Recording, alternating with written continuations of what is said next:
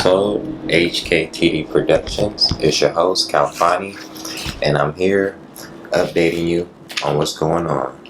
So, I recently turned big 30.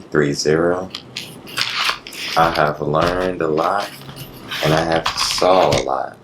So now that I'm older, I want to start saying what I feel, but saying it at the right time.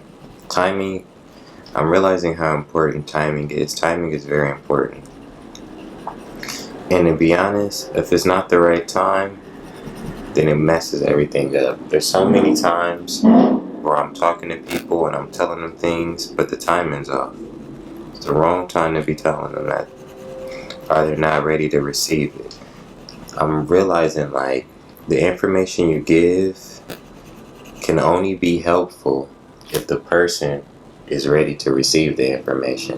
If they're not ready to receive the information, then it's not going to be helpful. They probably won't retain it. I'm looking at my life and I'm trying to figure out, why is there so much strife in the family unit? Why are there so many things that aren't supposed to be like that? And in a family unit, there's so much confusion. And I feel so sorry for all the Native Americans who they're calling black and they're confusing. And I feel sorry for the moms that have been in the homes taking care of their families, because they don't even get a chance to get appreciated, enjoyed, and they start taking their anger out on the family unit. I know so many people who are at work every day and they're putting on smiley faces and they're being really nice and polite, and when they get home, they're a totally different person. I remember I was watching an interview, and I don't remember who the sister was, but she was talking about how she would prefer if her mate would lie to her and put that fake smile on with her the same way they do out in the world with the opposite race, with the race that has their foot on your neck, with the people that are literally out to hurt you. You go out, you smile at them, you play this game, and then you get home, you take off your mask, and then you're mean and you're nasty to everybody inside your home, your family unit, the people who keep you going and who you keep going. It just doesn't make much sense to me in that. And I really think that there's a lot of self-hate that needs to be addressed in the community of the Aboriginals, the natives, the people that they're calling black, who aren't black. Black is a color, it is not a race.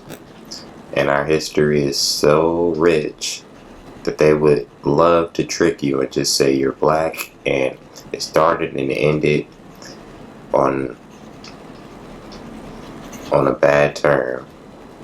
They don't want to tell you anything that you need to know. And really, it's not anybody's job to tell you. The things you need to know, you got to research, you got to find out yourself, and that's how the need to know knowledge. Wild. I really think that my dreams are going to come true. Ever since I was a younger kid, I always knew that what I wanted to happen would happen through my will and through the favor of God, that my dreams will come true. You are the architect of your own life, and that's what I'm proving to myself and others, and just going about life and realizing that I'm in charge. I built this, and I have the opportunity to rebuild and continue to build, which is very important. Building, learning how to build. One thing I've been trying to do is more meditation and spending more quiet time with myself, my thoughts, and with God. And I've been getting up every morning, spending my 30 minutes talking to God, getting ready for my day, and it's helped. It's definitely helped. I can see a change in my morning attitude. But one thing I still want to work on is How do I react when I break routine? When you come out of your routine, that's usually because I'm a person who likes a routine, And when my routine doesn't go as planned, I get kind of aggy, get kind of irritated. I'm like, goodness. So I want to work on how to react when my routine is broken. And being in a relationship, sharing your time and space, it's not for everybody. And it's not an easy thing to do. It takes commitment, it takes sacrifice, and it takes compromise. That's the main thing, compromise. This time around, I'm dating somebody, and I'm learning how to compromise. Compromise is big. But also what I'm learning in relationships and friendships and any type of relationship, you don't have to give up more than what you're willing to give up. You don't have to compromise on something that goes against your beliefs. You don't. Sometimes I get really frustrated because the message that I try to get across to people doesn't come out right sometimes. So disappointing. And I'm working on how to deliver a message. How do you effectively deliver a message to somebody without potentially causing a problem, hurting their feelings, stepping on toes? I don't want that. The main thing I want and what I'm working for is building a platform where I can showcase my talents, I can compensate and I get compensated for my talents and my skills, and I'm using my talents and skills. And I want to set up the next generation and the generation after that so they don't have to go through the same things that I went through, because then I feel like it was all in strife. I can't blame anybody else for how they run their program and what they did, because it's hard. It's a really hard life. It's really hard to gain any traction and get your feet stable out here. But I tell you what, I realize we can do more together, and I realize that you have to set boundaries with everybody. You have to set boundaries, and healthy boundaries that keep you in a healthy space. Man, as I turn 30 this year, and I'm looking at problems that I've had since I was a child that haven't changed or gotten any better, or people who haven't changed or gotten any better, it discourages me sometimes. It really does. I get really discouraged. And I'm asking God if you can come through, God, and open doors, fix problems that have been hovering, and change people's hearts. I'm depending on God to change a few hearts this year. There's so many people with hard in hearts, and they go around hurting people and being mean to people and blaming other people for the way they feel, and it's nasty. I'm watching it, and I'm watching the cycles repeat themselves, and it hurts me. I never want my kids to go through the same things that I went through, that were bad, that were hurtful, that didn't make me feel good. And so it's just very vital for me to figure out how I'm gonna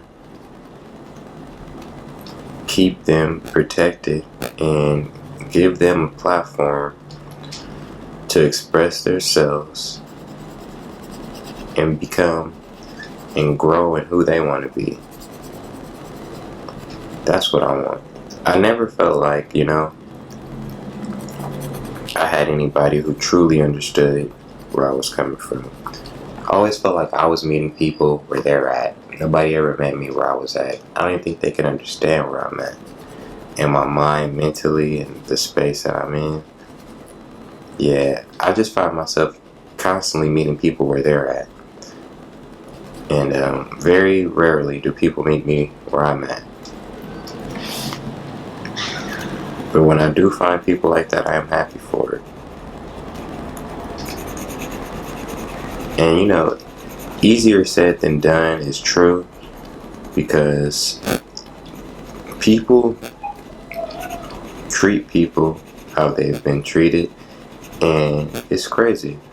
I had a friend tell me that, you know, he was doing work, didn't get credit for any of his work, and I wanted to help him get a project off the ground, so I committed to the project, learned the project, and we did the project. And the first thing he did was give me no credit, the same thing that he had a problem with in his work, not getting credit for the things he deserves. So people are confusing. They're just like, hurt people just keep going around hurting people. And I feel like everybody is in silent competition. A lot of people, they're watching you. They don't want you to get ahead of them. They don't want you to get too far ahead of them. They want to keep tabs on you. And I think that's what social media is really about. Keeping tabs on the people who you're interested in, or you grew up with, or the people you care about, and making sure they're not getting too far ahead of me. They're not doing more than me. That's how I feel. I feel like it's a competition. Like, there's no reason on earth to post a picture every single day. Every single day. You don't want people to forget you. You don't want to leave those people's minds. But in the same time, we don't want to forget you, and we don't want you to leave our minds, because we continue to scroll. We continue to watch. We continue to like. We continue to comment and engage. And I'm just watching how things are changing. That's all I'm saying. I'm not going to grade it. I'm not going to judge it, say it's good, bad, in between. But things are definitely changing. Things are definitely changing, man. Meditation is big, though. That's one thing my therapist always tells me, and always asks, did you meditate? Are you meditating? And what is your morning routine? So routine is big as well.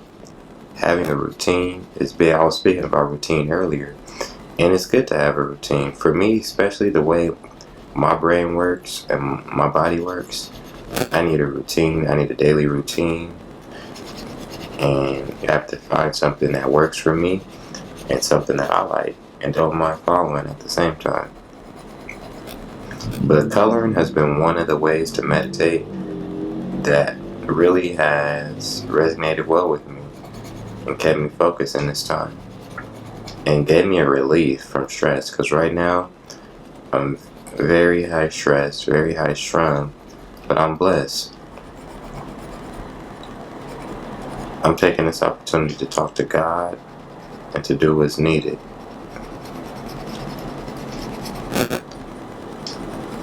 For me. And that's a good thing. And it's been Fighter for Truth. Cal Fani just giving an update. Another day, another dream. Holla at your boy.